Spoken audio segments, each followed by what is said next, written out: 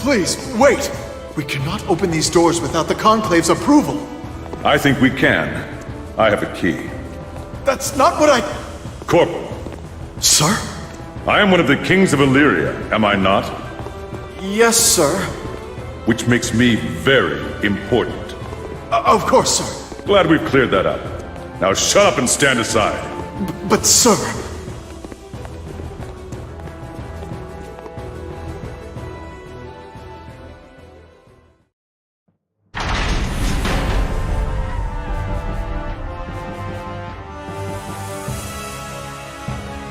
A wise decision, Second King Leo Whitefang.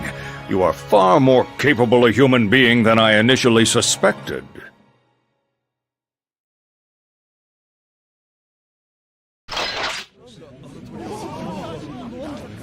Hey, enough chit-chat. I'm here to introduce the man who's going to get us out of this. Dr. Paradigm.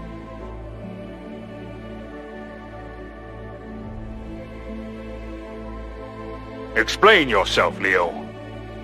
Dr. Paradigm is one of the heroes who saved us from extinction during the Baptisma 13 incident. He appears to be a gear. Do you mean to tell me this is the collaborator Kai mentioned during the UN conference? That is correct, Mr. President. I'll explain the details later. I'm afraid we don't have much time. Right. Right now, our top priority is to locate the cradle and destroy it. To do that, we need the good doctor's assistance. The assistance of this bird? I am a dragon, sir, not a bird. As this is a state of emergency, I will let your insult pass, but I hope I will not hear you make the same mistake in the future. Paradigm's knowledge and throughput exceeds that of our entire operations department. I suggest you listen to what he has to say. All right. I see you're all here. Good. Now please pay close attention. I assume you have all seen King Kai's report regarding the cradle. Specifically, you know that the Conclave is behind it. They are working in concert with the Valentines, and we believe that their objective is to unleash Justice, who is within the cradle. I still can't believe the Conclave would do this. Yes, there is much cause for concern, but first we must investigate where the cradle appears and how we can destroy it.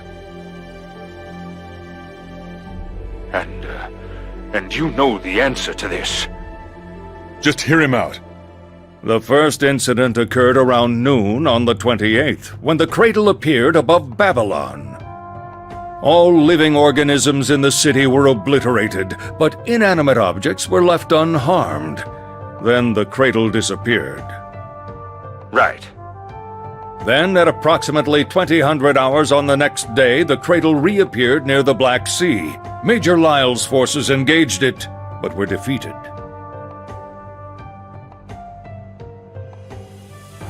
There are several important facts here. First, where did the cradle disappear to? Second, why was only living matter affected?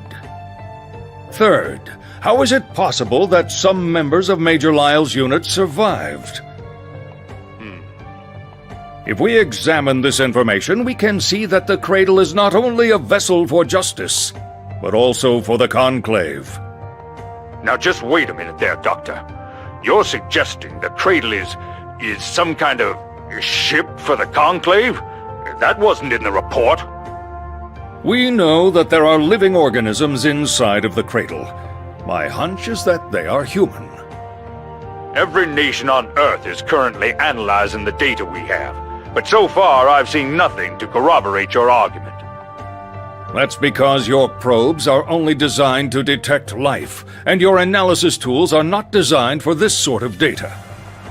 Filter out the noise, and you'll see signals that indicate life, even if you can't spot the occupants themselves. Even so, that's not enough to draw a conclusion. I was going to address this later, but since you've asked, perhaps I can adjust my presentation. Please. The core issue here is how the cradle attacked Babylon. As I considered it, I began to suspect that it was not an attack at all, but rather a mode of transportation. I'm sorry, but could you please elaborate on that? Very well. First, it was initially theorized that the cradle disappeared in order to avoid pursuit, but that makes us ask, was that in fact teleportation? What else would it be? True teleportation would require the object to reappear elsewhere almost immediately. But the cradle was gone for nearly 32 hours. Moreover, there is no known process which can teleport such a large object. Then where the hell did it go? The backyard. It really exists then? I do not blame you for doubting its existence, but I can assure you it does. I have in fact entered the backyard. I thought the backyard was just a theory, an academic exercise. Why would the cradle go there? The answer to that is simple. Even with the doctor's knowledge, it would be nearly impossible for us to enter the backyard. I see.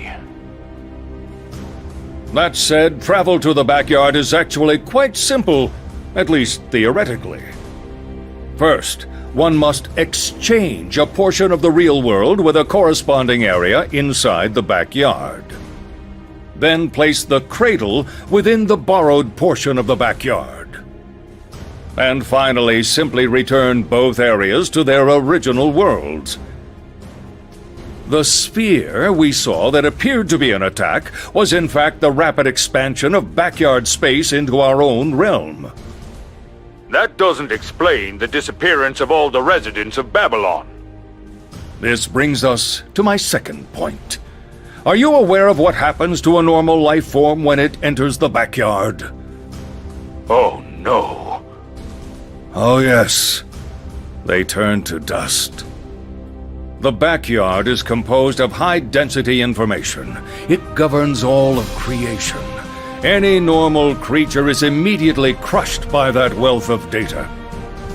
That said, it has no effect on any non-living matter. Which is why only living creatures in Babylon were affected. That is why I believe said sphere was an intrusion of the backyard into our realm.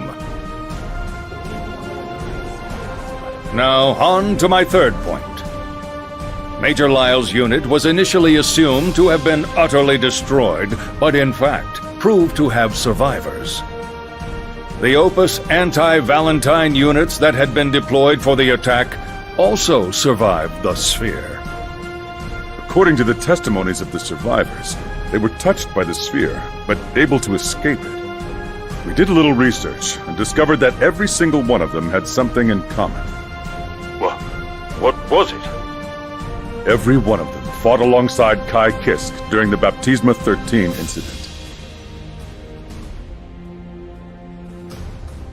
When the first-generation Valentine attacked Illyria, all our defenses were useless against her. Why?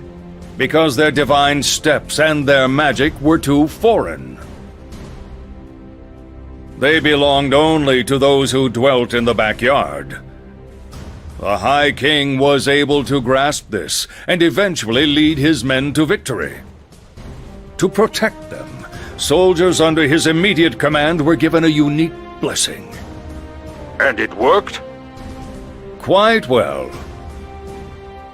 Then the Opus are also under this blessing? We suspect that to be the case.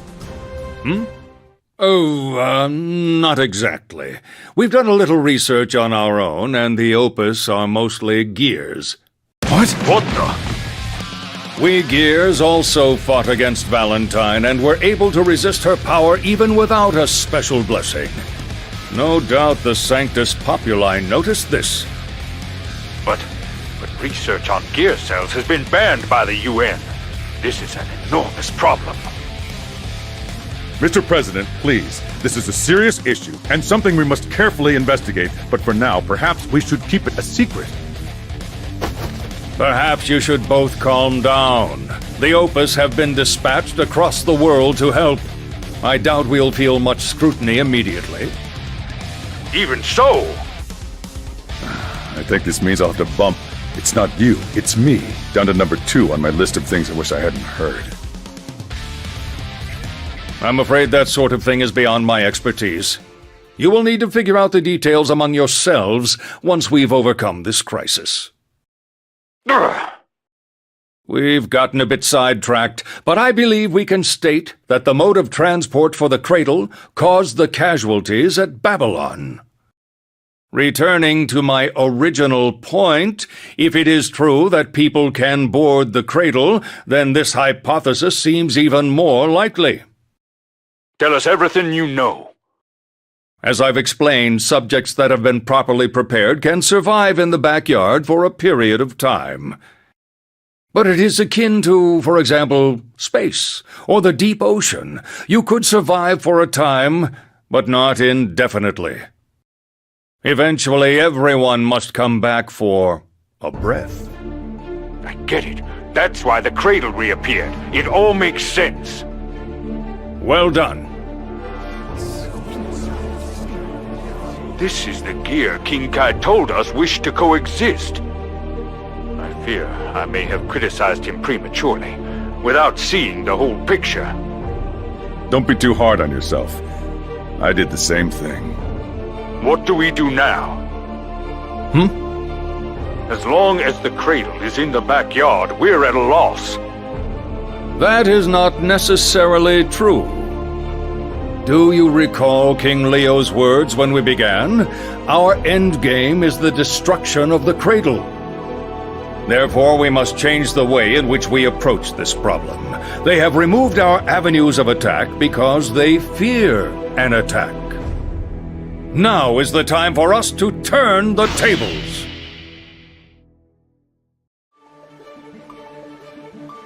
Unfortunately, with our current weapons and lack of time, we cannot touch the cradle once it begins to move, when it begins to enter the backyard. Therefore, we must assume that the next time it comes up for air will be our last chance to strike. With that in mind, allow me to lay out our operation. We have narrowed down the next location where the cradle is likely to surface, as well as when. We will surround this point with elite teams from every nation. The moment it surfaces, we tighten the circle and launch the attack. Our goal is to destroy Justice, who is within the cradle.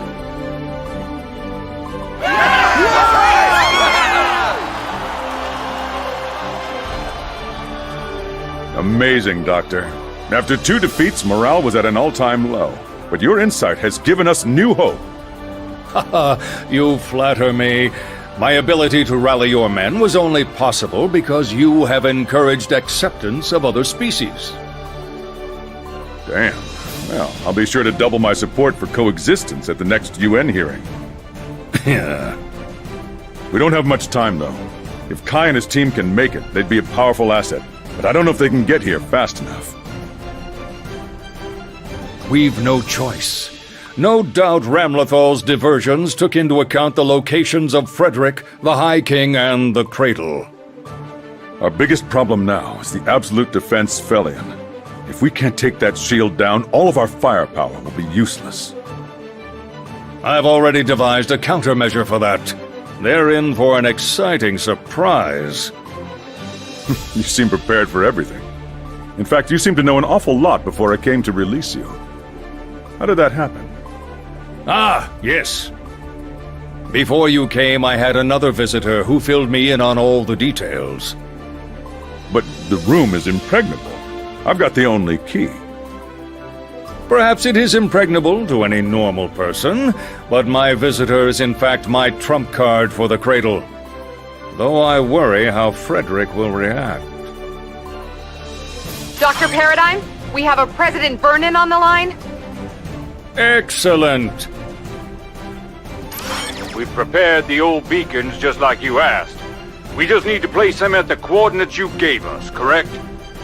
Yes, they will be placed at 10-kilometer intervals with the projected entrance point at the center. Be sure to deploy them all. We're happy to do everything we can, of course, but are you certain this plan will work?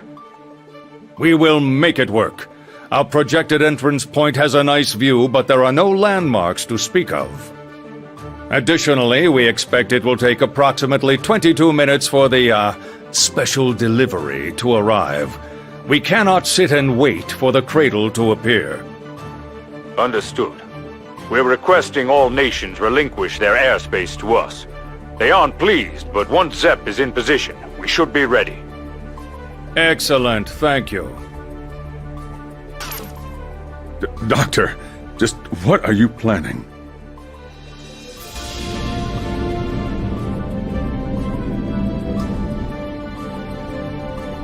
Stupid bird must be out of his goddamn mind.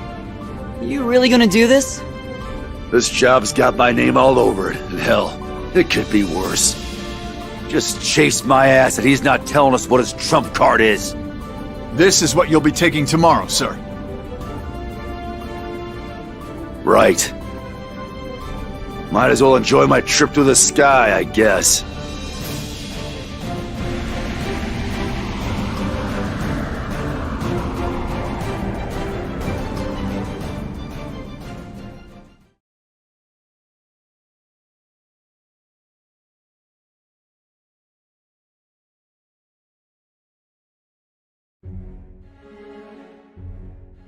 From the Memoirs of Erip Maves de Uraid.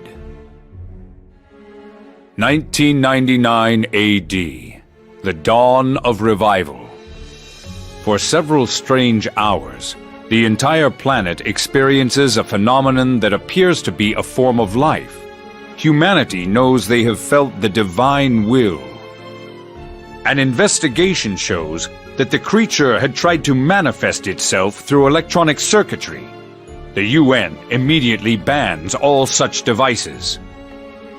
Despite requiring an overhaul of nearly every industry, few object to the changes. Such was the effect of the dawn of revival on the human soul.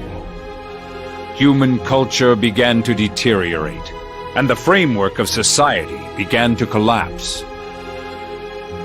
That same year, a band of mages calling themselves apostles appeared, and set to work restoring human civilization and culture. Their magic did not require material resources, and they were not frugal. The apostles taught magic to the people, and halted the social collapse. Faith in these apostles grew, and in 2008 they formed what would become known as the Sanctus Populi. Their disciples began to travel the world, spreading their teachings with the conclave's blessing. In Europe, they found an especially devoted following. In 2010, the UN declared sorcery and magic the new standard, and called for all nations to dismantle their traditional weapons and technology. Allowances of a new all-purpose resource called zeal were issued to each household. This ended one war, but created another.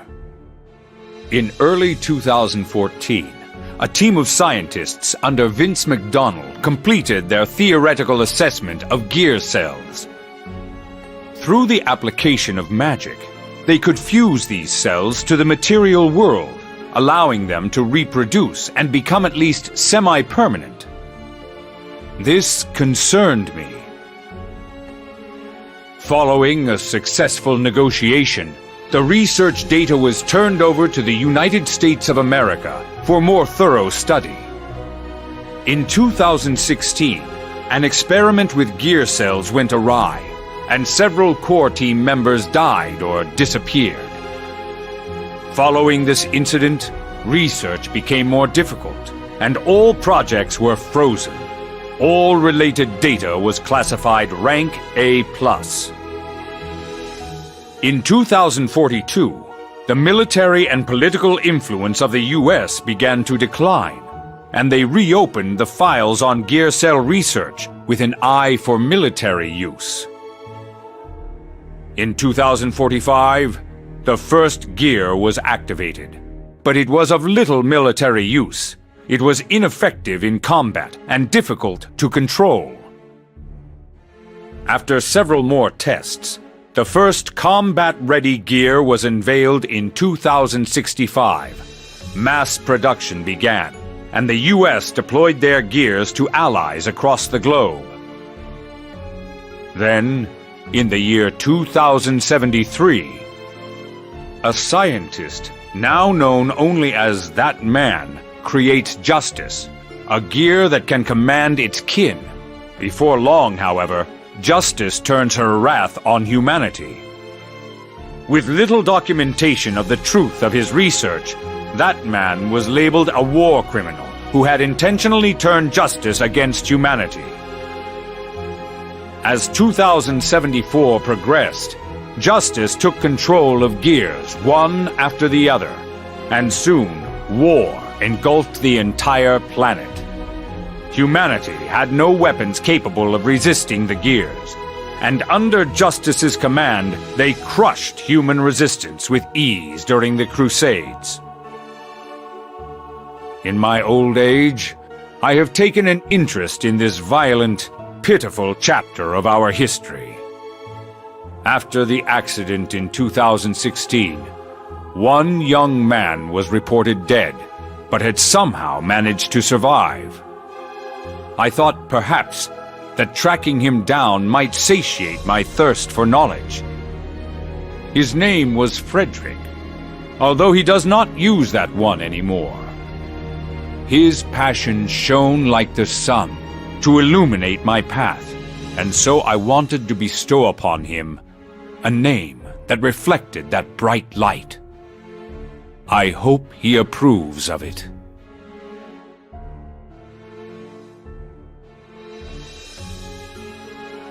Justice, the god of destruction. She wasn't supposed to have a mind of her own, but suddenly she became self-aware, took control of gears across the world, and led a rebellion. That rebellion pushed humanity to the brink of destruction. The Tower of Babel, as designed by That Man. It was humankind's arrogance and prosperity that brought down God's hammer. If that happened again, would we stand a chance? No. We have to win. We have to do whatever it takes to win.